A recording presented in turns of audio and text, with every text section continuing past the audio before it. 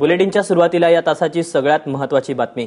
उदगीर ग्रामीण पोलीस ठाण्याचे पोलीस निरीक्षक गोविंद राठोड यांना आज 75,000ची लाच घेताना रंगेहात पकडण्यात आले। लाचलुचपत प्रतिबंधक विभागाने ही कारवाई केल्याचं समजतंय। निशांत भद्रेश्वर आपले प्रतिनिधी आपल्या सोबत आहेत। निशांत, काय अधिक माहिती आहे?